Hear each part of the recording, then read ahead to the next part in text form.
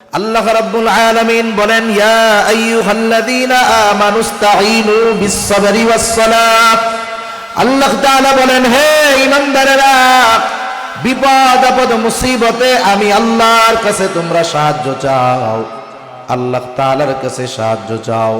তাইলে বিপদ আপদ মুসিবতে যদি আমরা পড়ি, সাহায্য কার কাছে চাইব? আরো জোরে বলি, কার কাছে? আল্লাহ তাআলার কাছে সাহায্য চাওয়ার মাধ্যমটা কি আল্লাহ তাআলা তাও বলেন।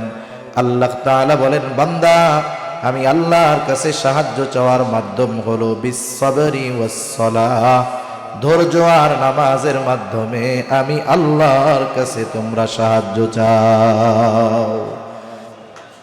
আমরা মুহাব্বতের সাথে দুরূদ শরীফ পাঠ করি। আল্লাহুম্মা সাল্লি আলা মুহাম্মাদিন ওয়া আলা আলি মুহাম্মাদ কামা সাল্লাইতা আলা ইব্রাহিম ওয়া আলা আলি ইব্রাহিম ইন্নাকা হামিদুম মাজিদ।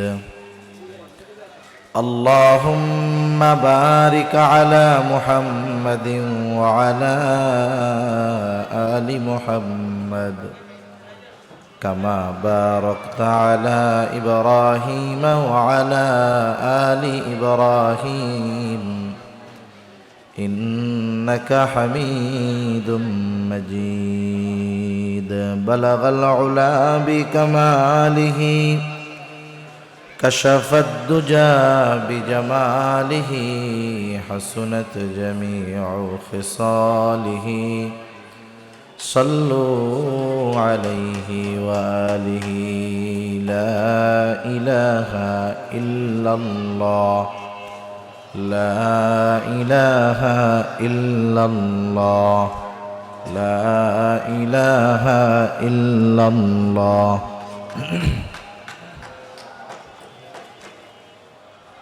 لا إله إلا الله لا إله إلا الله لا إله لا إله إلا الله محمد رسول الله صلى الله عليه وسلم. আলহামদুলিল্লাহ, ঐতিহ্যবাহী ঢাকা জেলার অন্তর্গত কদমতলী মোহাম্মদবাগ এলাকাবাসীর উদ্যোগে আয়োজিত ১৯তম ৩ দিনব্যাপী ওয়াজ ও দোয়ার মাহফিলের প্রথম দিবসের সম্মানিত শ্রদ্ধেয় সভাপতি, আমন্ত্রিত উলামায়ে কেরাম, সামনে উপস্থিত মুরব্বিয়ানে কেরাম, সমবয়সী যুবক বন্ধু, স্নেহের ছোট ভাই এবং পর্দার অন্তরালে অবস্থানরতা সম্মানিতা শ্রদ্ধেয়া মা ও বোন, দয়াময় আল্লাহ রব্বুল আলামিনের দরবারে অগণিত শুকর যে মহান মালিক আমাদের হায়াতে বরকত দিয়ে সুস্থ রেখে তার মহান হুকুম মাগরিবের নামাজ আদায়ের পরে দুনিয়ার অন্যতম দামি এক মজলিসে আসার বসার, দ্বীনি আলোচনা শ্রবণ, আমাকেও আপনাদের খেদমতে কিছু দ্বীনি কথা পেশ করবার সুযোগ যে মহান মালিক দান করেছেন, সে মহান মনিবকে খুশি করার জন্য মহব্বতের সাথে জবান খুলে অন্তর থেকে আমরা একবার কালিমাতুশ শুকর পাঠ করি, আলহামদুলিল্লাহ।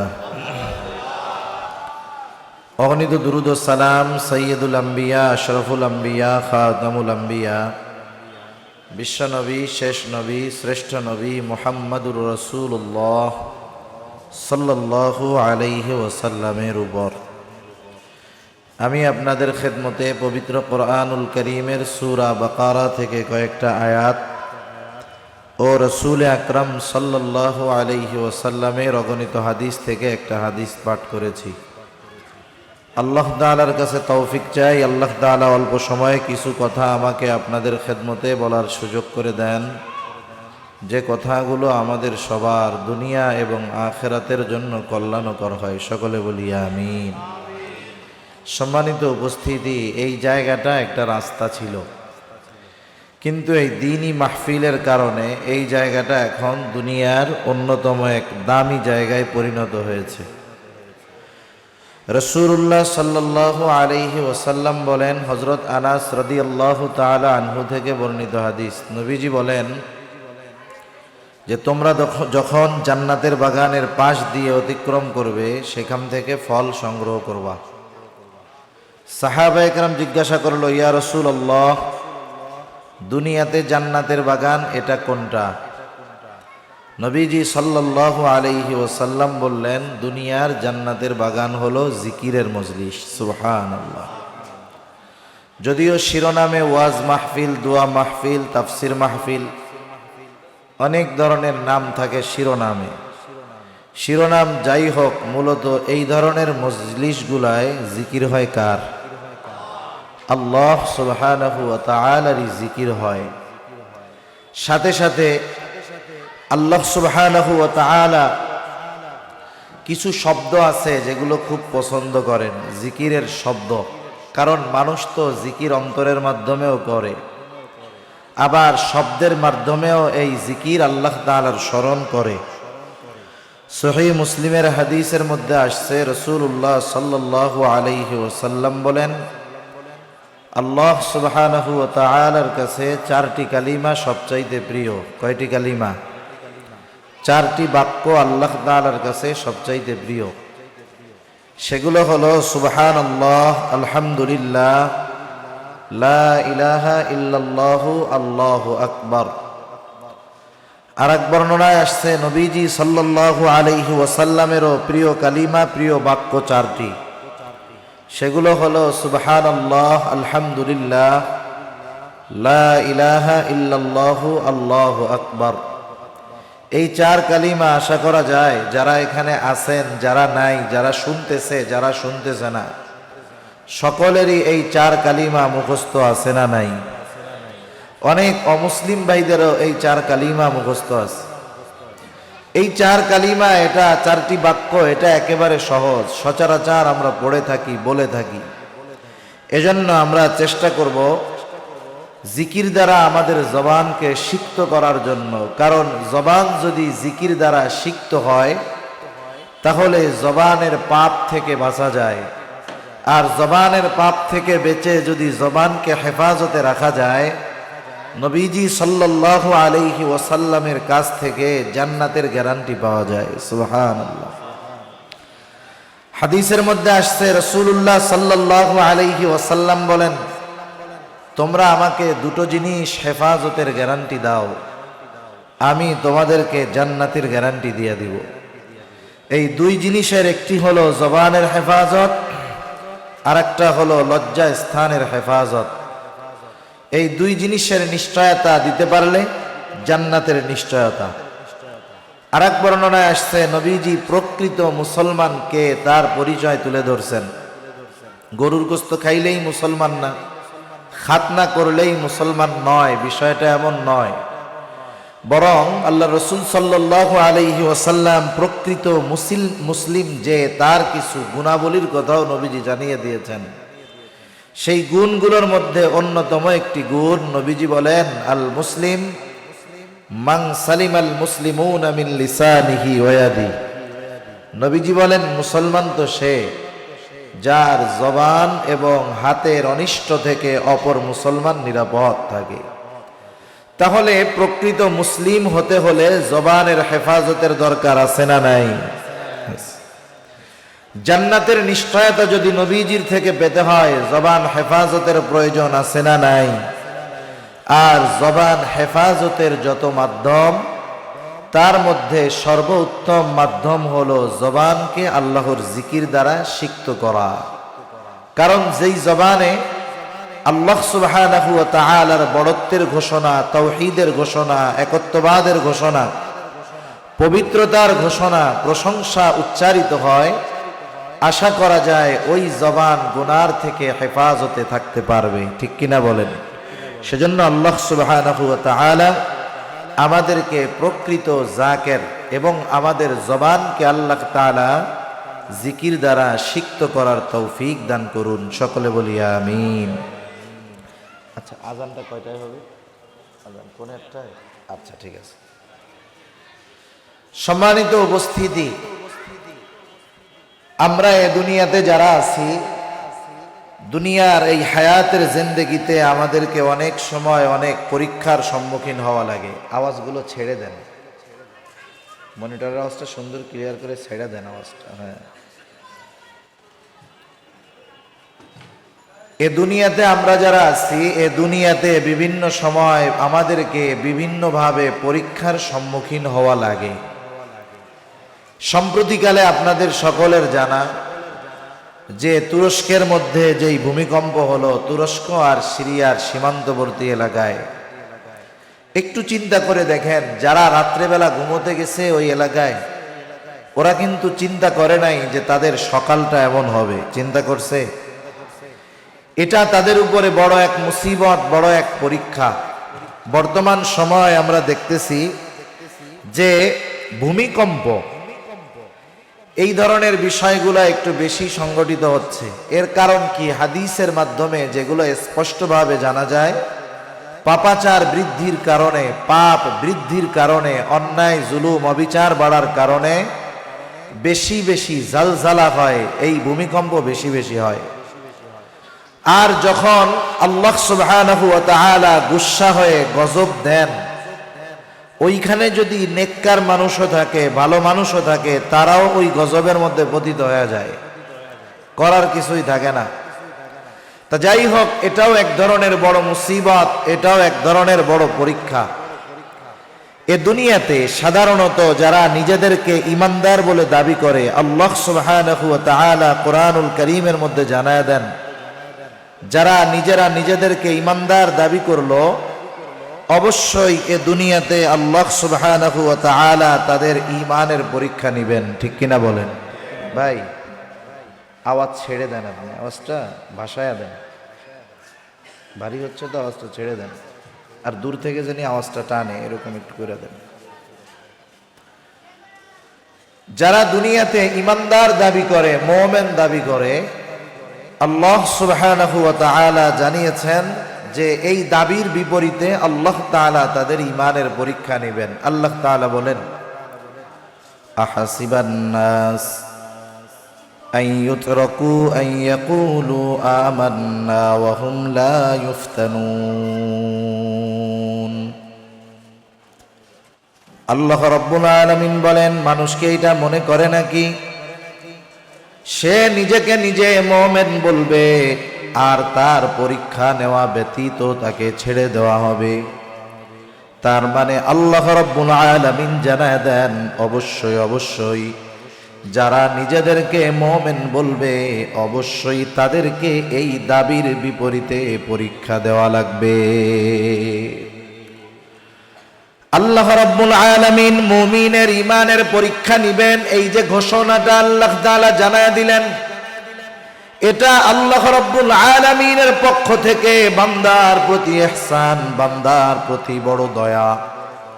বলেন তো, আল্লাহ তাআলা যদি চান, ঘোষণা না দিয়ে পরীক্ষা নিতে পারেন কি পারেন না? কিন্তু এরপরেও কেন ঘোষণা দেওয়া হলো?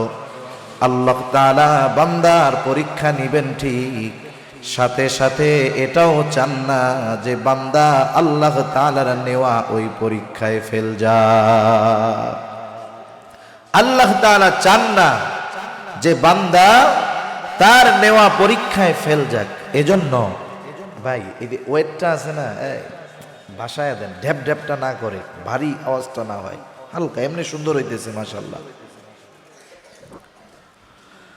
দুনিয়াতে যখন কোন শিক্ষক পরীক্ষা নেয়, পরীক্ষা, ঠিক আছে, কোন শিক্ষক চায় না যে তার ছাত্র ফেল যাক। আমাদের মাদ্রাসা বলেন, স্কুল বলেন, ভার্সিটি বলেন, প্রত্যেক জায়গায় পরীক্ষা নেওয়ার 1 মাস আগে কমপক্ষে নোটিশ টানায়া দেওয়া হয়। নোটিশ টানায়া দেওয়ার কারণটা কি? এই ঘোষণা দেওয়ার কারণ হলো যাতে করে ছাত্ররা আসন্ন পরীক্ষার জন্য প্রস্তুতি নেয়, আর পরীক্ষায় যেন তারা ফেল না যায়। কোন শিক্ষক চায় না যে তার ছাত্র ফেল যাক, বরং কোন ওস্তাদ, কোন শিক্ষক যদি তার বিষয়ে ছাত্র ভালো ফলাফল করে, সে ওস্তাদদের মিটিং এর মধ্যে নিজে খুব আনন্দ বোধ করে, বলতে থাকে দেখেন কত সুন্দরভাবে পড়িয়েছি, লিখিয়েছি, এরা সবগুলা গোল্ডেন এ প্লাস পেয়েছে। তার মানে ওস্তাদ যদিও ছাত্রর পরীক্ষা নেন, কিন্তু মোহাব্বতের কারণে, ভালোবাসার কারণে ওস্তাদ চান না যে তার ছাত্র ফেল যাক। বলেন তো, ওস্তাদ তার ছাত্রকে যত ভালোবাসে তার চাইতে বেশি ভালো আল্লাহ তাআলা বাসেন, এ ব্যাপারে কোনো সন্দেহ আছে নাকি? কোনো সংশয় সন্দেহের সুযোগ নাই। বান্দার প্রতি আল্লাহ তাআলার ভালোবাসা অনেক ভালোবাসা। এজন্য আল্লাহ তাআলা আগের থেকে ঘোষণা দিয়ে দিলেন যাতে বান্দা আমার নেওয়া পরীক্ষায় সে যথাযথভাবে পাশ করে, এজন্য যেন সে প্রস্তুতি নেয়।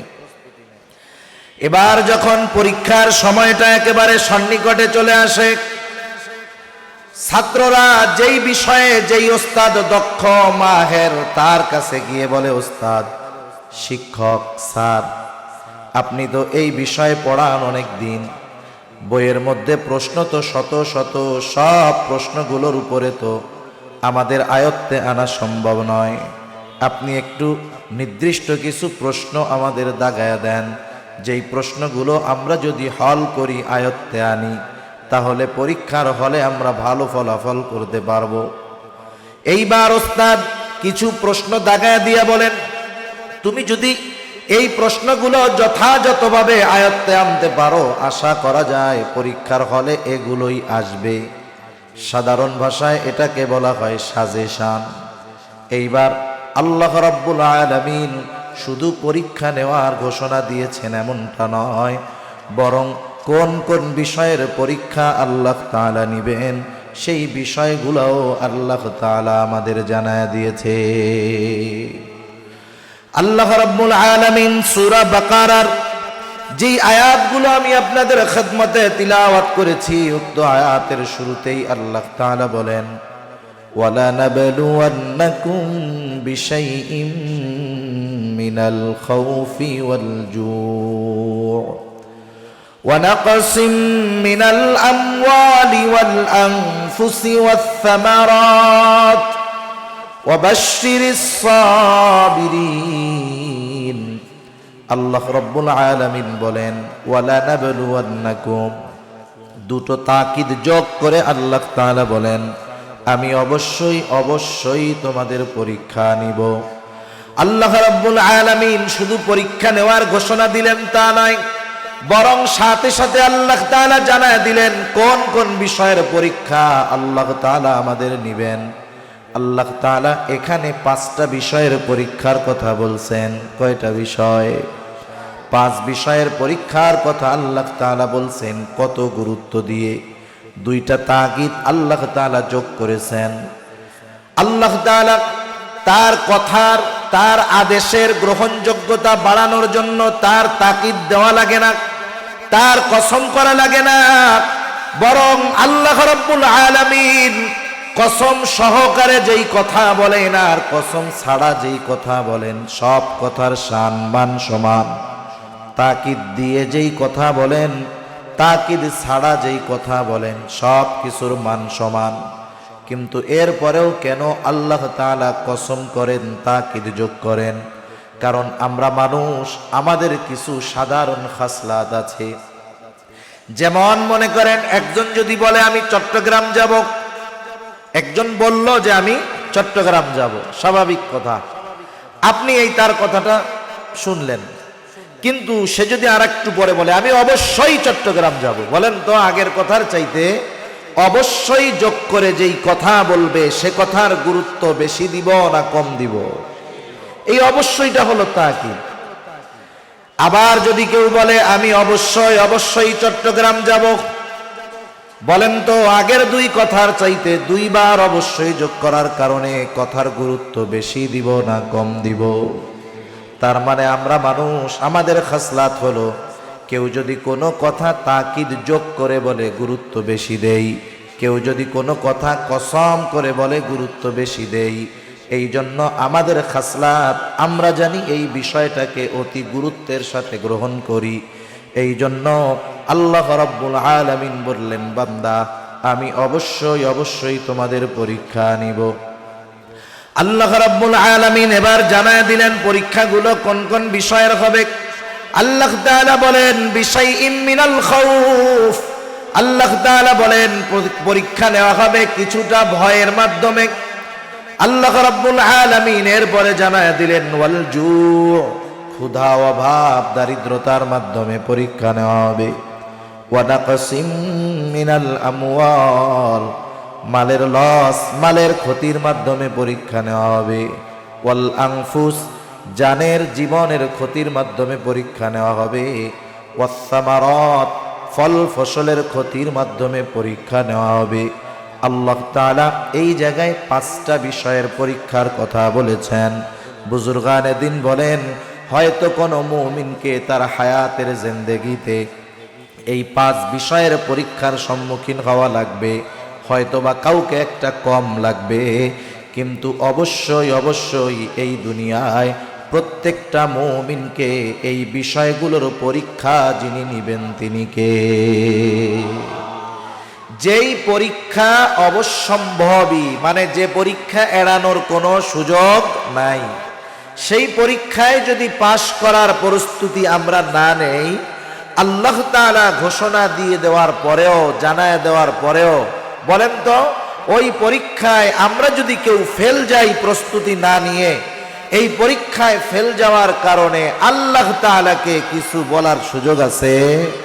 সুযোগ নেই। তাহলে 1 নাম্বার পরীক্ষার বিষয় আল্লাহ তাআলা বলেন বিশাইইম মিনাল খাউফ, ভয় ভীতির মাধ্যমে মুমিনের ঈমানের পরীক্ষা নেওয়া হবে। কারণ দুনিয়ার বাস্তবতা হলো কেউ যদি দুনিয়ার মধ্যে পরিপূর্ণ ঈমানের আলোকে চলতে চায়, চলতে যায়, হাজারো বাধা বিপত্তি তার আসে। দ্বীনের উপরে চলতে গেলে অনেক সময় নিজের ঘর থেকেও বাধা আসে, কি আসে না? অনেকে আমাদের সাথে এরকম বলে হুজুর দ্বীনের উপরে চলতে মন চায়, নামাজ কালাম পড়ি, মন চায় সুন্নতি লেবাসে চলবো, সুন্নতি দাড়ি রাখবো, কিন্তু মানুষ কি বলল তাতে আমার কিছু আসে যায় না। কিন্তু আফসোস সবচাইতে বড় বাধা যারা, তারা আমার ঘরের মানুষ, আমার সবচাইতে বড় বাধা। দাড়ি রাখতে চাই, বলে দাড়ি রাখিস না, কোন সময় ধরে জঙ্গি বইলা ধরে নিয়ে যাবে তার ঠিক নাই। লম্বা জামা গায়ে দিস না, এগুলা বিপদের কারণ হয়ে যাইতে পারে। কারণ কিছু শিক্ষিত মাথা মোটা, মনে রাখবেন, মূর্খ মানুষ যারা, এরা সহজ সরল হয়, অনেক সময় না বুঝলেও বুঝাইলে সহজে বোঝে। কিন্তু যারা শিক্ষিত হয়ে মূর্খ হয়, এদেরকে দুনিয়ার কেউ সহজে বুঝাইতে পারে না, ঠিক কিনা বলেন? এজন্য আমাদের দেশে আমাদের মাথার উপরে বুদ্ধিজীবী নামের কিছু শিক্ষিত শয়তান বসে আছে। এরা মানুষদের কাছে মিডিয়ার মাধ্যমে ঘরে ঘরে কানে কানে খবর পৌঁছায়া দেয় যে শোনো, জঙ্গিবাদের আলামত কি জানো? যখন দেখবা তোমার ঘরের ছেলেটা নামাজ পড়তো না, নামাজ শুরু করে দিছে। আগে একাকি চলতো, এখন দাড়ি টুপিওয়ালাদের সাথে চলে। আগে টাকনুর নিচে প্যান্ট পরতো, এখন টাকনুর উপরে প্যান্ট পরে। আগে সালাম কালাম দিত না, এখন সালাম কালাম দেয়। আগে সুবহানাল্লাহ আলহামদুলিল্লাহ ইনশাআল্লাহ বলতো না, এখন বলে। তাইলে বুঝবা ও জঙ্গিবাদের দিকে ধাবিত হচ্ছে, নাউযুবিল্লাহ। এখন বলেন, যেই সমস্ত পরিবার দ্বীনের ব্যাপারে যাদের অজ্ঞতা ভালো মতো জানা নাই, ওরা যখন এগুলো শুনবে আর যখন দেখবে তাদের সন্তানেরা নামাজি হচ্ছে, তাদের সন্তানেরা ভালো কাজ করতেছে, ভালো মানুষের সাথে মিশতেছে, তখন ওই যে জ্ঞান পাপীদের বক্তব্যের কারণে অনেক পরিবারের মানুষ, ফ্যামিলির মানুষ বিভ্রান্ত হয়ে যায়, ঠিক কিনা বলেন? সেজন্য দ্বীনের উপরে চলতে গেলে সবচাইতে বড় বাধা নিজের পরিবার থেকেও আসে। বলতেছে হুজুর দাড়ি রাখতে চাই, বলে রাখিস না। ও বলে আমি রাখবো, বলে আমার পরিবার থেকে বলতেছে তুই রাখবি, তাতে কি হবি? রাতে যখন ঘুমাবি তোর দাড়ি কেটে দিবে। একটু চিন্তা করে দেখেন, পরিবার থেকে দ্বীনের উপরে চলতে সবচাইতে বড় বাধা, বড় ভয় তার জন্য পরিবার। আবার দুনিয়াতে পরিপূর্ণ ঈমানের দাবি অনুযায়ী চলতে গেলে হাজারো বাধা বিপত্তি আসতে পারে, হাজারো পরীক্ষার সম্মুখীন হওয়া লাগতে পারে। পরীক্ষা যত কঠোর হোক না কেন, মুমিন যদি এই ঈমানের পরীক্ষায় উত্তীর্ণ হতে পারে, চূড়ান্ত বিজয় মুমিনেরই হয়। আর যদি ওই পরীক্ষা দিতে গিয়ে জীবনও চলে যায়, তার শাহাদাতের দরওয়াজা নসিব হয়ে যায়। এজন্য ঈমানের কারণে যদি আমাদের কোনো পরীক্ষার সম্মুখীন হতে হয়, আমরা কখনো হতাশ হব না, ওই পরীক্ষার উপরে আমরা অটল থাকব। সাহাবায়ে কেরামের জীবনী থেকে অনেক ঘটনা শোনানো যাবে আপনাদের। ছোট্ট একটা ঘটনার অংশ শোনাই ইতিহাস থেকে। রাসূল আকরাম সাল্লাল্লাহু আলাইহি ওয়াসাল্লামের সাহাবী আব্দুল্লাহ ইবনে হুযাফা রাদিয়াল্লাহু তাআলা আন, খলিফাতুল মুসলিমিন হযরত ওমর রাদিয়াল্লাহু তাআলা আনহুর সময় রোমদের সাথে মুসলমানদের যখন প্রথমবার সরাসরি যুদ্ধ হয়, এর আগে তাবুক যুদ্ধের সময় মুসলমান এবং খ্রিস্টানদের মধ্যে যুদ্ধের কথা ছিল, কিন্তু আল্লাহ তাআলা নবীজি সাল্লাল্লাহু আলাইহি ওয়াসাল্লামের ভয় কাফেরদের অন্তরের মধ্যে আগের থেকেই আল্লাহ তাআলা ঢুকায়া দিলেন, যার কারণে বিনা যুদ্ধে মুসলমানেরা জয়ী হলো, কাফেরেরা পালায়ে গেল। সর্বপ্রথম হযরত ওমর রাদিয়াল্লাহু তাআলা আনহুর সময় সরাসরি যুদ্ধ হয়। রোম সম্রাটের নির্দেশ ছিল, মুসলমানদের কিছু জীবিত সৈন্য আমার কাছে ধরে আনবা, কারণ তিনি শুনেছেন মুসলমানরা অস্ত্র শক্তি সামরাস্ত্রর জোরে অন্যান্য শত্রুর বিরুদ্ধে জয় পাইত না, বরং মুসলমানদের জয়ের মূল কারণ ছিল তাদের ঈমান। এইবার ঘটনাক্রমে মুসলমানদের একটা দল কাফেরদের হাতে আটকা পড়ে গেল। মুসলমানদের একটা দল কাফেরদের হাতে আটকা পড়ে গেল। বাদশার নির্দেশ, আটককৃত মুসলমান সৈন্যদেরকে পাঠায় দেওয়া হলো বাদশার দরবারে। বাদশার কাছে খবর দেওয়া হলো, বাদশাহ নামদার, মুসলমানদের একটা দল আমাদের হাতে আটক, আপনি আদেশ করলেই তাকে আপনার সামনে হাজির করা হবে। বাদশাহ আদেশ করলেন, পরের দিন সকালবেলায় দরবারে হাজির করবা। বাদশার আদেশ, পরের দিন সকালে বাদশার দরবারে আটককৃত মুসলিম সৈন্যদেরকে হাজির করা হলো। বাদশার সামনে তারা উপস্থিত। বাদশাহ তাদের দিকে তাকায়া জিজ্ঞাসা করে, তোমাদের এই কাফেলার আমির কে? তোমাদের এই কাফেলার সরদার কে? এইবার একজন যুবক দাঁড়ায় বলে, আমি হলাম এই কাফেলার আমির। নাম কি তোমার? বলে, আমার নাম হলো আব্দুল্লাহ ইবনে হুযাফা। এইবার বাদশাহ আব্দুল্লাহ ইবনে হুযাফাকে ডাক দিয়ে নিজের পাশে এনে বসায়। দরবারের মানুষেরা চিন্তা করতেছে, কি ব্যাপার, বাদশাহ তো তার শত্রুর ব্যাপারে নির্দেশনা দিবে, যাও, এদের কত বড় সাহস, আমার বিরুদ্ধে যুদ্ধ করতে আসছে, এদেরকে শুলিতে চড়ায় হত্যা করো অথবা এদেরকে শিরচ্ছেদ করে দাও। কিন্তু বাদশাহ এই ধরনের আদেশ তো কিছুই করলেন না, বরং বাদশাহ হাসি মুখে শত্রুকে পাশে নিয়ে বসায়। এটা একটু তাদের কাছে অস্বাভাবিক মনে হইতেছে, কারণটা কি? এবার বাদশাহ আব্দুল্লাহ ইবনে হুযাফাকে বলে, আব্দুল্লাহ, তুমি আমার বিরুদ্ধে যুদ্ধ করতে আসছো আব্দুল্লাহ, কিন্তু তোমাকে দেখবার পর তোমার প্রতি আমার একটা আন্তরিকতা, ভালোবাসা, মহব্বত জাগ্রত হয়ে গেছে। আমার মন চায় আমি তোমার সাথে একটা ভালো সম্পর্ক গড়ব আব্দুল্লাহ, তবে আমার এই চাওয়ার মাঝে একটা জিনিস বাধা হয়ে দাঁড়ায় গেছে। আব্দুল্লাহ, তুমি হলে মুসলিম, আমি হলাম খ্রিস্টান। আব্দুল্লাহ, আমার প্রস্তাব হলো, তুমি মুসলমানিত্ব ত্যাগ করে যদি খ্রিস্ট ধর্ম গ্রহণ করো, আমি তোমাকে মুক্ত করে দিব। সাথে সাথে তোমার চিন্তার কোনো কারণ নাই, আমার ঘরে সুন্দরী ষোড়শী যুবতী একটা কন্যা আছে, একে আমি তোমার সাথে বিবাহ দিয়ে দিব। বিবাহের দিন আমার বিশাল রোম সাম্রাজ্যের অর্ধেক আমি তোমার নামে লিখে দিব। আমার মৃত্যুর পর বাকি অর্ধেকের মালিক তুমি হইবা, তুমি হবা বিশাল রোম সাম্রাজ্যের একচ্ছত্র অধিপতি। এত সুবিশাল প্রস্তাব, কিন্তু বিনিময়ে দিতে হবে ঈমান। সাহাবায়ে কেরামের কাছে সবচাইতে পছন্দনীয় প্রিয় বস্তু ছিল ঈমান, আর সবচাইতে অপছন্দনীয় বিষয় ছিল কুফর। কারণ তারা দুনিয়া ত্যাগ করে ঈমান গ্রহণ করেছে, কুফরকে ছেড়েছে। এখন তাদের কাছে আবার প্রস্তাব আসতেছে যে কুফর গ্রহণ করো, দুনিয়া গ্রহণ করো, ঈমান ত্যাগ করো। স্বাভাবিক বিষয়, কেউ যদি আমার আপনার কাছে আমার আপনার সবচাইতে প্রিয় বিষয়টা চায়, তার বিনিময়ে আমাকে আপনাকে সবচাইতে অপছন্দের জিনিসটা নিতে বলে, বলেন তো এই প্রস্তাব যদি আমাদের কারো কাছে দেয় আমরা খুশি হব না বেজার হব? রাগ হবে না? রাগ হয়ে যাবে তো। আব্দুল্লাহ ইবনে হুযাফা রাগে ক্ষোভে শরীরের রক্তগুলো টকবক করতেছে, লোমকূপ দিয়ে ঘাম বের হওয়া শুরু হয়ে গেছে। আব্দুল্লাহ ইবনে হুযাফা বসা থেকে দাঁড়ায় গেছে, বাদশার দিকে ফিরে বলতেছে, বাদশা কত বড় সাহস, তুমি দুনিয়ার বিনিময়ে আমার ঈমান কিনতে চাও? তুমি শুনে রাখো, আমাকে যদি এই তোমার রোম সাম্রাজ্য নয় গোটা দুনিয়ার মালিকও বানায় দেওয়া হয়, আমি আমার ঈমান তোমার কাছে বিক্রয় করব না।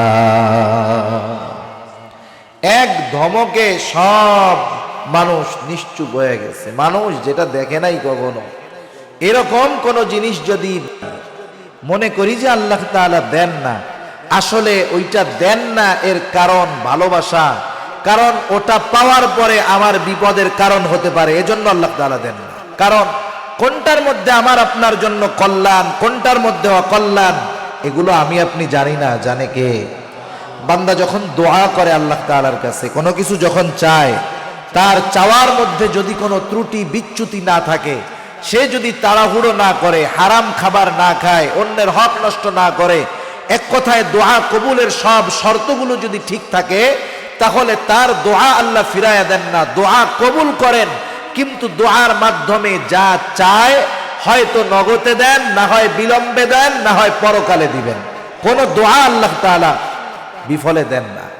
যেমন অনেক সময় জীবনের অনেক সময় আমরা দোয়া করি, এটা সাথে সাথে কবুল হয়, কিন্তু আমরা বুঝি না। মনে করেন গভীর রাত, আপনার বাচ্চা অসুস্থ, মা অসুস্থ, আপনি রাত 3টা-4টার সময় স্বাভাবিক এলাকায় কোনো গাড়ি টাড়ি পাবেন না, এটা স্বাভাবিক বিষয়। বাচ্চাকে, মাকে, বাবাকে হসপিটালে নিতে হবে। আপনি যখন উপর থেকে নিচে নামবেন কি চিন্তা করবেন বলেন তো? এর একটা গাড়ির দরকার। এই যে বলতেছেন, হয়তো হাত উঁচা করতেছেন, হাত উঁচা করা মানেই যে দোয়া তা তো না, এটা দোয়ার একটা চূড়ান্ত বিনয় হলো হাত উঁচা করা। কিন্তু আপনি আমি যখন নামতেছি আর কি চিন্তা করতেছি, এখন আমার একটা গাড়ি দরকার, একটা ইজি বাইক দরকার, একটা মাইক্রো দরকার, একটা অ্যাম্বুলেন্স দরকার। আপনি উপর থেকে নামতেছেন এই চিন্তা করে করে, মনে মনে কিন্তু বলতেছেন আল্লাহ ব্যবস্থা করে দাও। নিচে নামার সাথে সাথে অনেক সময় দেখি যে এই সময় এই জায়গায় এই স্থানে গাড়ি থাকার প্রশ্নই ছিল না, কিন্তু ওইটা কেমন জানি আমার জন্য অপেক্ষা করতেছে। হয় কি হয় না? আরে কত মানুষের দোয়া কবুল হয়। মনে করেন এই গলির মধ্যে দিয়ে যাচ্ছে একজন, এক দোকানদারের কাছ থেকে বাকি নিতে নিতে অবস্থা খারাপ, বাকির টাকা পয়সা আর দেয় না। এবার বলেন তো, ওই লোক যখন এদিক দিয়া যাবে আর ওই পাওনাদার দোকানদার যখন সামনের দিক দিয়ে আসবে, ওর অবস্থা কি হবে গন্ত? ও তখন আল্লাহর কাছে কি কয়? আল্লাহ ইজ্জত শেষ, কই যাবো আল্লাহ। দেখা গেল দোয়া করতেছে, আর এইবার দোকানদার ওই চিপা গলি দিয়া ভিতরে ঢুকে গেছে। ওর দোয়া কবুল হয়েছে না? ওর দোয়া কবুল হয়েছে বলেই তো ওর সাথে ওর দেখা হয় না। আল্লাহ তাআলা কিন্তু আবু জেহেলের দোয়াও কবুল করছে। আবু জেহেল বদরের যুদ্ধের দিন কি বলছে? বলছে আল্লাহ যারা হকের উপরে আছে আপনি তাদের বিজয় দেন। আল্লাহ তাআলা আবু জেহেলের দোয়া কবুল করছে, মুসলমানরা জয়ী হয়েছে এবং তারাই হকের উপরে ছিল। ঠিক কিনা বলেন? সেজন্য যে কোনো দোয়া হয়তো নগদে কবুল হয়, না হলে বিলম্বে কবুল হয়, না হলে দুনিয়ায় আল্লাহ তাআলা ওগুলো দেন না, আখিরাতের জন্য আল্লাহ জমা করে রাখে। সেজন্য দুনিয়াতে অভাব অনটন কষ্ট আসে, এর জন্য হতাশ হওয়ার কোনো কিছু নাই। 3 নাম্বার আল্লাহ তাআলা বলেন ওয়ানাকসিম মিনাল আমওয়াল, মালের লস, মালের ক্ষতির মাধ্যমে আল্লাহ তাআলা মুমিনের ঈমানের পরীক্ষা নেন। 4 নাম্বার ওয়াল আনফুস, জীবনের ক্ষতির মাধ্যমে আল্লাহ তাআলা পরীক্ষা নেন। জীবনের ক্ষতিটা দুই ভাবে হয়, একটা হলো নিজের জানের ক্ষতির মাধ্যমে, আরেকটা হলো আপনজন প্রিয়জনের জানের ক্ষতির মাধ্যমে আল্লাহ পরীক্ষা নেন। মনে করেন আমি আপনি যদি জ্বরাক্রান্ত হই, যতটুকু কষ্ট পাই, বলেন তো আপনাদের যাদের সন্তান আছে, ছোট বাচ্চা, ও যদি জ্বরে আক্রান্ত হয়, আমি কিন্তু জ্বরে আক্রান্ত নয়, সন্তান যদি জ্বরে আক্রান্ত হয়, ওই সন্তানের চাইতে কেমন জানি বেশি কষ্ট ওই মা বাবার লাগে। এজন্য আল্লাহ মাঝে মধ্যে আপনজন প্রিয়জনকে মুসিবত দিয়েও আমাদের পরীক্ষা নেন। 5 নাম্বার সামারাত, ফল ফসলের ক্ষতির মাধ্যমে আল্লাহ তাআলা পরীক্ষা নেন। স্বাভাবিকভাবে যারা গ্রামে গেছেন, গ্রামে থাকেন, গ্রাম সম্পর্কে জানা আছে, তারা বুঝবেন একজন কৃষক যখন জমিনের মধ্যে ধান লাগায়, ধান একেবারে ধানটা যখন পেকে যায়, সেই কৃষক ধানের চেহারা দেখে বুঝতে পারে 1 বিঘা জমিতে কতটুকু ধান হবে। এইবার কৃষক দেখে আসলো ধান পেকে গেছে, 2 দিন পর ধান সে কেটে আনবে। এইবার সে চিন্তা করতেছে যেই পরিমাণ ধানের ফলন, বাম্পার ফলন, এ দিয়ে এই বছরের সব ঋণ পরিশোধ করার পরেও 6 মাস নির্বিঘ্নে চলা যাবে। এই চিন্তা করতেছে ঘরের মধ্যে রাতে শুয়ে শুয়ে। হঠাৎ করে মেঘের আওয়াজ, বৃষ্টি শুরু হলো, ঝড় শুরু হয়ে গেল, সাথে সাথে বৃষ্টির সাথে সাথে শিলও পড়তেছে। বলেন তো, পাকা ধানের উপরে যদি শিলা বৃষ্টি হয়, ওই ধান তো বহুদূর, খড়গুলাও ঘরে নেওয়া যায় না। এইরকম মুসিবত আল্লাহ তাআলা মাঝে মধ্যে দেন। এগুলো দিয়ে আল্লাহ তাআলা মুমিনের ইমানের পরীক্ষা নেন। যে মুমিন সে তো বলে আল্লাহ আপনি যা করেন তার মধ্যে কল্যাণ।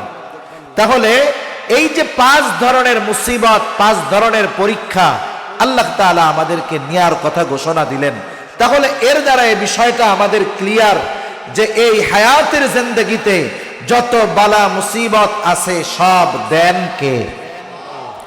আরো জোরে বলি, বালা মুসিবত দেন কে? এইবার দ্বিতীয় প্রশ্ন, একটু জবান খুলে বলেন, বালা মুসিবত থেকে উদ্ধার করেন কে? বিপদে আপদে সাহায্য করেন কে? কিন্তু আফসোস, বাস্তবতা হলো এইটা, আল্লাহ তাআলা বালা মুসিবত দেন এই কথাটা যতটা বিশ্বাস আমরা করি, বালা মুসিবত থেকে উদ্ধার করেন আল্লাহ এই কথাটা সমপরিমাণ বিশ্বাস আমরা করি না। এখন বলতে পারেন হুজুরের প্রমাণটা কোথায়? প্রমাণ তো সামনে ভরা।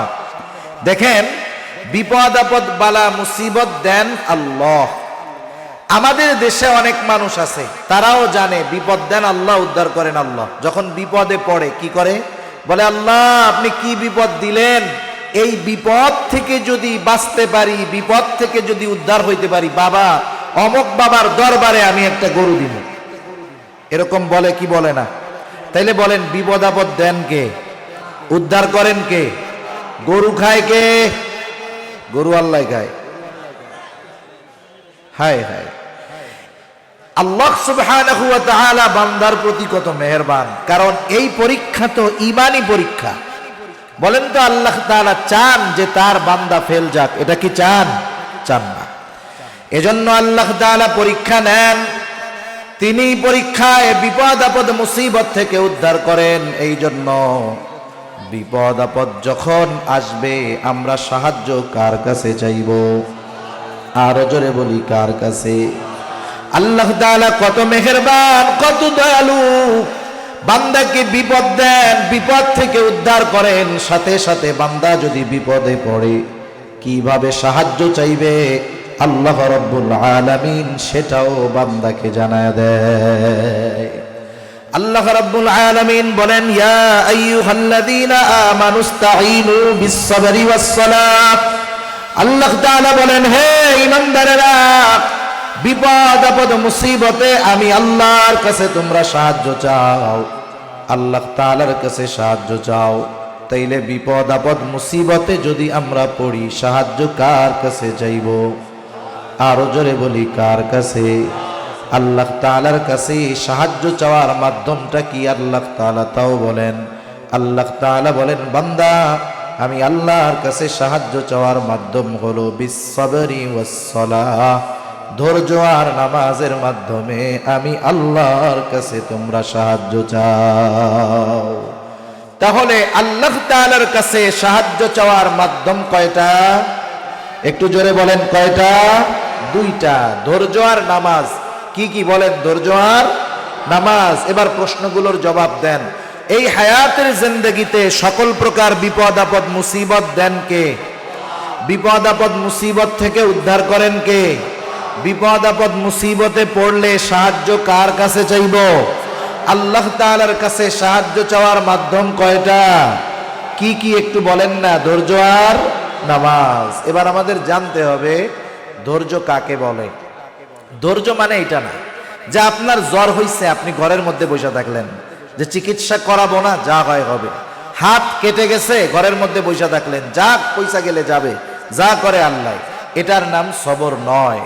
অসুস্থ হলে চিকিৎসা গ্রহণ করতে হবে, এটা নবীজি সাল্লাল্লাহু আলাইহি ওয়াসাল্লাম জানিয়ে দিয়েছেন। এজন্য অসুস্থ হলে চিকিৎসা গ্রহণ করা সুন্নাত। চিকিৎসা গ্রহণ করা কি সুন্নাত। আমাদের জ্বর হলে স্বাভাবিকভাবে আমরা জানি, জ্বর হলে যদি কেউ নাপা ট্যাবলেট খায় তার জ্বর চলে যায়, ঠিক না? কিন্তু জ্বর হলে নাপা খেলে জ্বর চলে যায়, ঠিক আছে। তবে আমার ইয়াকিন, বিশ্বাস এটা হবে না, বরং ইয়াকিন হবে, বিশ্বাস হবে, জ্বর হলে নাপা খেলে জ্বর যাবে তখন আল্লাহ তাআলার হুকুম হবে যখন। কারণ নাপা ওষুধের কোনো ক্ষমতা নাই, ক্ষমতা কার হাতে? সোজা কথা, দুনিয়াতে কেউ যদি বিপদ আপদ মুসিবতে পড়ে, ওই বিপদ আপদ মুসিবত থেকে বাঁচার বৈধ চেষ্টা করবে। কি চেষ্টা বলেন না? বৈধ চেষ্টা। অসুস্থ হয়েছে, ডাক্তারের কাছে যান। টাকার সমস্যা, আর একজনের কাছে গিয়ে কর্জে হাসানা নেন, কিন্তু সুদের উপরে নেওয়া যাবে না। এক কথায় বিপদ থেকে বাঁচার বৈধ প্রচেষ্টা করবে, কিন্তু তার ভরসা ওই প্রচেষ্টার উপরে নয়, ভরসা কার উপরে? একটু জোরে বলেন না, কার উপর? আল্লাহ তাআলার উপর। যেমন আমাদের সমাজে যখন কেউ অসুস্থ হয়, মসজিদে গিয়ে ইমাম সাহেবের কাছে দোয়া চায়, আপনাদের কাছেও চায়, অনেক সময় আমাদের কাছেও চায়। বলে হুজুর দোয়া কইরেন, আমার বাবা প্রচন্ড অসুস্থ, ওনার জরুরি একটা অপারেশন হবে, দোয়া কইরেন আল্লাহ তাআলা যেন অপারেশনটা সাকসেসফুল করে দেয়। এই রকম দোয়া আমরাও চাই, আমাদের কাছেও চাই কি চায় না? একটা প্রশ্নের জবাব একটু বুঝে দেন তো, বলেন তো, অপারেশন থিয়েটারের মধ্যে অপারেশন ডাক্তার করে নাকি আল্লাহ করে? কেউ বলে আল্লাহ, কেউ বলে ডাক্তার। অপারেশন ঠিকই ডাক্তার করে, কিন্তু অপারেশন সাকসেসফুল ডাক্তার করতে পারে না। অপারেশন সাকসেসফুল যিনি করেন তিনি কে? এটাই সবরের কম্বিনেশন, যে আমরা দুনিয়ার বৈধ আসবাব গ্রহণের মাধ্যমে বিপদ থেকে বাঁচার চেষ্টা করব, কিন্তু আমার ওই আসবাবের উপরে ভরসা হবে না, ভরসা কার উপরে হবে? আল্লাহর উপরে।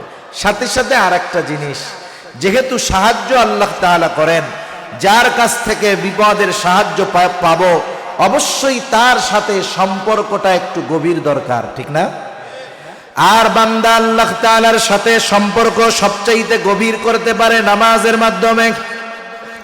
কারণ নামাজের মাধ্যমে বান্দা আল্লাহ তাআলার নৈকট্য অর্জন করতে সক্ষম হয়। বান্দা যখন তাকবীরে তাহরিমার মাধ্যমে নামাজের মধ্যে প্রবেশ করে, দুনিয়ার অনেক ভালো কাজ, বৈধ কাজ তার জন্য সাময়িক সময়ের জন্য নিষিদ্ধ হয়ে যায়। কারণ বান্দা ওই সময় আল্লাহ তাআলার সাথে কথোপকথনে লিপ্ত থাকে। বান্দা নামাজে দাঁড়ায় গেছে, সূরা ফাতিহা তিলাওয়াত করে, হাদিসের মধ্যে আসছে বান্দা প্রত্যেকটা আয়াত তিলাওয়াত করে, আর তিলাওয়াতকৃত আয়াতের জবাব আল্লাহ তাআলা দিয়ে দেয়। শুধু তাই না, বান্দা রুকু করলো, সেজদায় গেল, আল্লাহ তাআলা বলেন ওয়াসজুদ ওয়াকতারিব, তোমরা সেজদা করো আর আল্লাহর নৈকট্য অর্জন করো। তার মানে বান্দা নামাজের মাধ্যমে আল্লাহ তাআলার সবচাইতে নৈকট্য অর্জনে সক্ষম হয়। আল্লাহ তাআলা এই কথাই জানায় দিলেন, বান্দা ও মুমিন, বিপদ আপদ মুসিবতে পড়লে আমি আল্লাহ তাআলার কাছে ধৈর্য আর নামাজের মাধ্যমে সাহায্য চাও। যেই মুমিন বিপদ আপদ মুসিবতে পতিত হবার পর ধৈর্য আর নামাজের মাধ্যমে আল্লাহ তাআলার কাছে সাহায্য চায়, সে তখন সাধারণ মুমিন থাকে না। আল্লাহ তাআলা জানায় দেন সে তখন সবের মুমিন হয়ে যায়। এই জন্য আয়াতের শেষাংশেই আল্লাহ তাআলা বলেন ইন্নাল্লাহা মা'আস সাবিরিন, নিশ্চয় আল্লাহ ধৈর্যশীলদের সাথে আছেন। আমরা যদি ধৈর্যশীল হতে চাই, বিপদ আপদ মুসিবতে আল্লাহ তাআলার কাছে ধৈর্য আর নামাজের মাধ্যমে আমরা সাহায্য চাইব। এবার আসেন মূল আয়াতের দিকে যাই আমরা। আল্লাহ তাআলা বললেন, বান্দা আমি অবশ্যই অবশ্যই তোমাদের পরীক্ষা নিব। 5টা বিষয়ের কথা আল্লাহ তাআলা বলছেন। পরীক্ষা হবে ভয়ভীতির মাধ্যমে, পরীক্ষা নেওয়া হবে অভাবের মাধ্যমে, পরীক্ষা নেওয়া হবে মালের ক্ষতির মাধ্যমে, পরীক্ষা নেওয়া হবে জানের ক্ষতির মাধ্যমে, পরীক্ষা নেওয়া হবে ফল ফসলের ক্ষতির মাধ্যমে। ওই পরীক্ষা যখন আসবে কি করতে হবে ওই পদ্ধতি আল্লাহ তাআলা জানায়া দিলেন। যেই মানুষেরা ওই পদ্ধতি অবলম্বন করবে পরীক্ষার সময় তারা তো সওয়াবের বান্দা, ঠিক কিনা বলেন? আর যারা সওয়াবের বান্দা তাদের সাথে আছেন কে? শুধু তাই নয়, আল্লাহ রাব্বুল আলামিন এরপরে জানায়া দেন যারা পরীক্ষায় পাস বাশশিরিস সাবিরিন, আপনি তাদেরকে সুসংবাদ জানায়া দেন তথা আপনি তাদেরকে জান্নাতের সুসংবাদ জানায়া দেন। প্রত্যেকটা জিনিসের প্রাথমিক একটা আলামত আছে। সবের মুমিনের প্রাথমিক আলামত কি? সবের মুমিনের প্রাথমিক আলামত হলো আল্লাহ তাআলা বলেন, বাশশিরিস সাবিরিন আল্লাযীনা ইযা আসাবাতহুম মুসিবাহ ক্বালু ইন্না লিল্লাহি ওয়া ইন্না ইলাইহি রাজিউন। আল্লাহ রাব্বুল আলামিন বলেন, আপনি সুসংবাদ জানায় দেন তাদের, কাদের?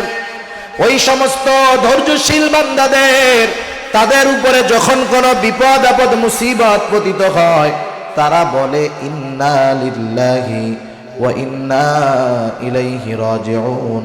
আল্লাহ তাআলা বলেন, তারা বলে নিশ্চয় আমরা আল্লাহর জন্য, তার নিকটেই আমরা আবার প্রত্যাবর্তন করব।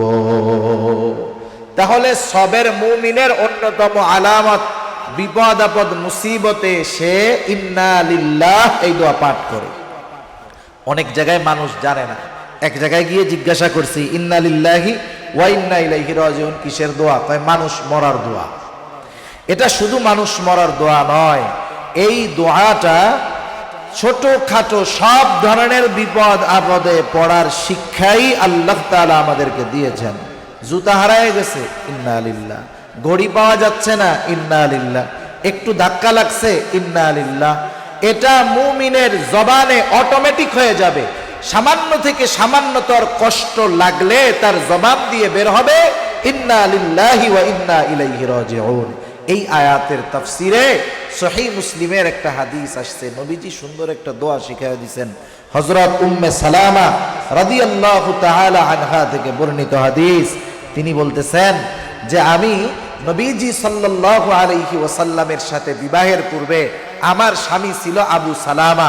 আবু সালামা ছিলেন মদিনায় হিজরতকারীদের মধ্যে প্রথম। আমিও তার সাথে মদিনায় হিজরত করলাম। আমাদের দুজনের সংসার খুব ভালো চলতেছে। আমরা দুইজন মদিনায়, আমাদের আপনজন আর কেউ নাই, সাথে আমাদের একটা বাচ্চা আছে।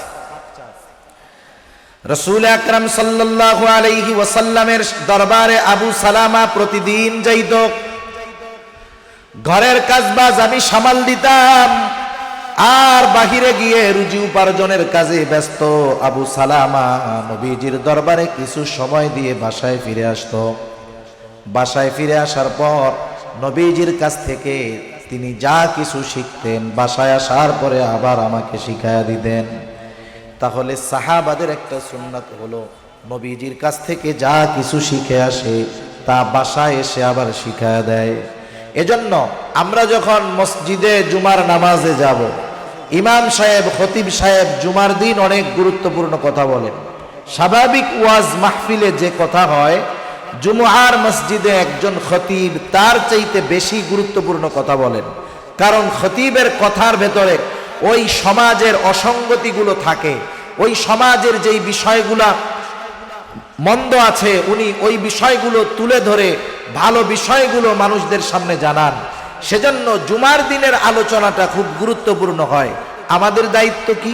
আমরা যখন মসজিদে থাকি, আমাদের মা, আমাদের বোনেরা, স্ত্রীগণ তারা হয়তো রান্নার কাজে ব্যস্ত থাকে।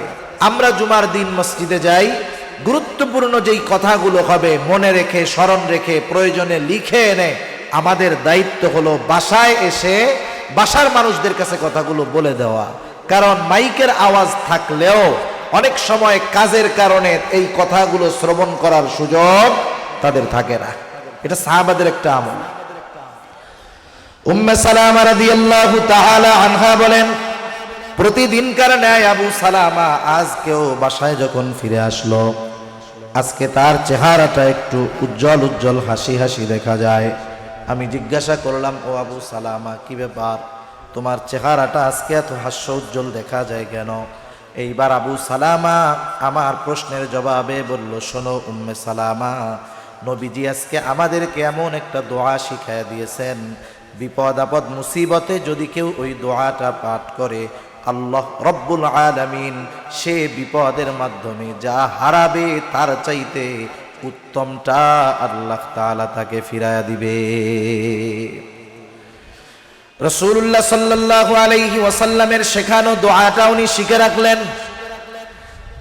কিছুদিন পর উহুদের যুদ্ধে দামামা বেজে গেল, সবার সাথে আবু সালামা যুদ্ধের ময়দানে চলে গেল। দুইটা মত পাওয়া যায়, একটা হলো উহুদের ময়দানে উনি শাহাদাত বরণ করলেন, আর একটা হলো প্রথমে প্রচণ্ড রকমের আহত হলেন, এরপরে দুনিয়া থেকে চলে গেলেন। উম্মে সালামা বলেন, আমি একদিন ঘরের কাজ করতেছিলাম, হঠাৎ করে একটা লোক দৌড় দিয়ে আমার কাছে এসে বলে, ও উম্মে সালামা, দুঃসংবাদ নাও, তোমার স্বামী আবু সালামা আর দুনিয়ায় নাই। বলেন তো, আমাদের দেশে যদি এই রকম কোনো বোনের অবস্থা হয় যে তার স্বামী আর সন্তান, ওইখানে আপনজন আর কেউ নাই, এখন যদি তার কাছে তার স্বামীর মৃত্যুর খবর আসে, সে তো টেনশনের ঠেলায় ইন্না লিল্লাহ পড়তেই ভুলে যাবে, ঠিক না? বরং আল্লাহরে দোষারোপ করা শুরু করবো, আল্লাহ কি করলেন, আপনি কি আর কারো স্বামী দেখেন নাই? এই নাবালক বাচ্চাটার প্রতি কি আপনার একটু মায়া হয় নাই? কি করলেন আল্লাহ, কি করলেন? আশেপাশের মানুষ তো তারে নিয়েই অস্থির, ইন্না লিল্লাহ পড়ার টাইম কোথায়? উম্মে সালামা রাদিয়াল্লাহু তাআলা আনহা কি করলেন? আবু সালামার মৃত্যুর খবর যখন তার কাছে এসে পৌঁছালো, তিনি সাথে সাথে নবীজির কাছ থেকে যেই দোয়াটা আবু সালামা ওনাকে শিখায় দিয়েছেন সেই দোয়াটা বললেন। তিনি বললেন, ইন্না লিল্লাহি ওয়া ইন্না ইলাইহি রাজিউন। সাথে সাথে নবীজি আরেকটু বাড়ায় শিখায় দিয়েছেন, দোয়াটা হলো, আল্লাহুম্মা আজুরনি ফি মুসিবাতি ওয়া আখলিফনি খায়রাম মিনহা। নবীজি সাল্লাল্লাহু আলাইহি ওয়াসাল্লাম বলেন, তোমরা যখন কেউ বিপদ আপদ মুসিবতে পড়বা, তোমরা বলবা, সে যেন বলে ইন্না লিল্লাহি ওয়া ইন্না ইলাইহি রাজিউন। সাথে সাথে সে যেন বলে, আল্লাহুম্মা আজুরনি ফি মুসিবাতি ওয়া আখলিফলি খায়রাম মিনহা। অর্থাৎ, আল্লাহ, আমি যেই বিপদে পড়েছি এই বিপদের প্রতিদান আমাকে দেন। শুধু তাই না, বিপদের মাধ্যমে যা হারিয়েছি তার চাইতে উত্তমটা আমাকে ফিরায়া দেন। নবীজি বলেন, যে বিপদ আপদ মুসিবতের পরে এই দোয়ার উপরে আমল করবে, মুসিবতের মাধ্যমে সে যা হারাবে তার চাইতে উত্তমটা তাকে যিনি ফিরায়া দিবেন তিনি কে? উম্মে সালামা রাদিয়াল্লাহু তাআলা আনহা এই দোয়াটা পড়লেন ইয়াকিন নিয়ে, বিশ্বাস নিয়ে। উনি বলেন, আমার ইদ্দত শেষ হওয়ার পর অনেকে আমাকে বিবাহের প্রস্তাব দেয়, যারা প্রস্তাব দিয়েছে সবাই ভালো, কিন্তু কাউকে আমার আবু সালামার চাইতে ভালো মনে হয় নাই। কারণ আমি তো আল্লাহ তাআলার কাছে আবু সালামার চাইতে উত্তম স্বামী চেয়েছি, অপেক্ষা করতেছি। দিন যায়, আমার কষ্টের অবস্থাটা আরো বেড়ে গেল। হঠাৎ একদিন একটা লোক আমার কাছে এসে নবীজির পক্ষ থেকে বিবাহের প্রস্তাব দিল। আমি তাকে বললাম যে আমার তো কয়েকটা অসুবিধা আছে। এক নাম্বার, আমি প্রচন্ড রকমের জেদি, আমার রাগ বেশি, হতে পারে আমার এই রাগ নবীজির জন্য কষ্টের কারণ হয়ে যাবে। 2 নাম্বার, আমার তো বয়স অনেক হয়ে গেছে। 3 নাম্বার, আমার একটা সন্তান আছে, বিবাহের পরে কি হবে? এইবার ওই সাহাবী গিয়ে নবীজির কাছে এই কথাগুলো জানাইলো। নবীজি জানায় দিল, কোনো অসুবিধা নাই, আমি আল্লাহ তাআলার কাছে দোয়া করব, আল্লাহ তাআলা উম্মে সালামার রাগকে স্বাভাবিক করে দিবে। দোয়া করব, আল্লাহ তাআলা তার সন্তানের জন্য উত্তম ব্যবস্থা করে দিবে। শুধু তাই না, আমার বয়স তো কম হয় নাই। এবার নবীজির সাথে উম্মে সালামা রাদিয়াল্লাহু তাআলা আনহার বিবাহ হয়ে গেল। উম্মে সালামা রাদিয়াল্লাহু তাআলা আনহা বলেন, আমার স্বামী আবু সালামার মৃত্যুর পর আমার দৃঢ় বিশ্বাস ছিল আল্লাহ তাআলা স্বামী হিসাবে আমাকে আবু সালামার চাইতে উত্তম স্বামী দিবে, কিন্তু আমার স্বামী যে মুহাম্মাদুর রাসূলুল্লাহ সাল্লাল্লাহু আলাইহি ওয়াসাল্লাম হবে এটা আমি কখনো কল্পনা করি নাই। তার মানে আমার দোয়া আল্লাহ কবুল করেছে। স্বামী আবু সালামাকে হারিয়েছি, তার চাইতে উত্তম স্বামী আল্লাহ তাআলা আমাকে দিয়েছে। তাহলে লম্বা আলোচনার মনে রাখার হয়তো সুযোগ হবে না, শুধু এতটুকু বিষয় আমরা মনে রাখবো, সকল বিপদ আপদ দেন কে? আরো জোরে কে? বিপদ আপদ থেকে উদ্ধার করেন কে? বিপদ আপদে পড়লে সাহায্য কার কাছে যাইব? আল্লাহর কাছে সাহায্য চাওয়ার মাধ্যম কয়টা? আরো জোরে কয়টা? কি কি একটু বলেন না? ধৈর্য আর নামাজ। আর বিপদে পড়ার সাথে সাথে যখন বিপদের খবর আসবে, মুসিবতে পড়ব, নবীজির শিখায়া দেওয়া এই দোয়াটা পড়ব, যেই দোয়ার এক অংশ শিখিয়েছেন আল্লাহ, আর এক অংশ শিখিয়েছেন মুহাম্মাদুর রাসূলুল্লাহ। দোয়াটা হলো ইন্না লিল্লাহি ওয়া ইন্না ইলাইহি রাজিউন, আল্লাহুম্মা আজুরনি ফি মুসিবাতি ওয়া আখলিফ লি খায়রাম মিনহা। এই দোয়াটা আমরা শিখব, মুসিবতে পড়লে আমল করব, এবং বিপদ আপদ মুসিবত আসলে কোরআন সুন্নাহর আলোকে যে কথাগুলো আমরা বললাম এই অনুযায়ী আমরা আমল করব। আল্লাহ সুবহানাহু